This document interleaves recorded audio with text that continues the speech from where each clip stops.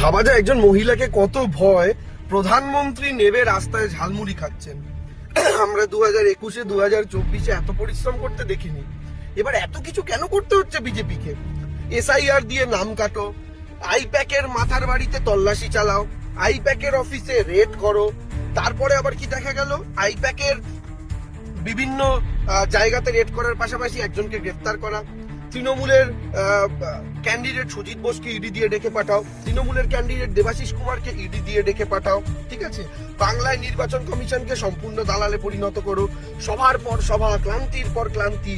একটা মহিলাকে হারাতে দেশের প্রধানমন্ত্রী, দেশের স্বরাষ্ট্রমন্ত্রী, দেশের 20টা রাজ্যের মুখ্যমন্ত্রী, ইডি, সিবিআই, ইনকাম ট্যাক্স থেকে শুরু করে central force, election commission, election commissioner, একাংশের বড় বড় মিডিয়া, সবাই সম্মিলিতভাবে একটা মহিলাকে হারাতে পথে নেমেছে। আমার পুরো বিশ্বাস করুন, যতবার এই দৃশ্য দেখি 2021, 24 বা এবার, আমার মহালয়ার সকালবেলা মহিষাসুর মর্দিনীর দৃশ্য মনে পড়ে। অসুর সেনা পালে পালে আসছে চতুরঙ্গ নিয়ে, আর মহিষাসুর তাদের নেতৃত্ব দিচ্ছে। মহিষাসুর বলছে, তুমি জলপথে যাও, তুমি স্থলপথে যাও, এইভাবে যাও, যুদ্ধ করো, এই করো, ওই করো।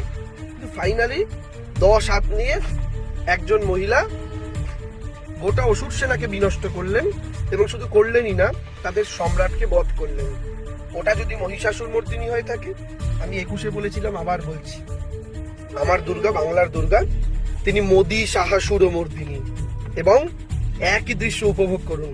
মায়েরা শঙ্খ রেডি রাখুন, মায়েরা উলু দিন, বাড়ির ওপরে স্বস্তিক আঁকুন, কারণ এটা অমাবস্যা না হলেও, এটা মহালয়ার অফিসিয়াল তিথি না হলেও, শুনতে পাচ্ছেন, শরৎ এসে গেছে, ঢাক বাজছে, অসুরও এসেছে, দোকানে দোকানে ঘুরছে।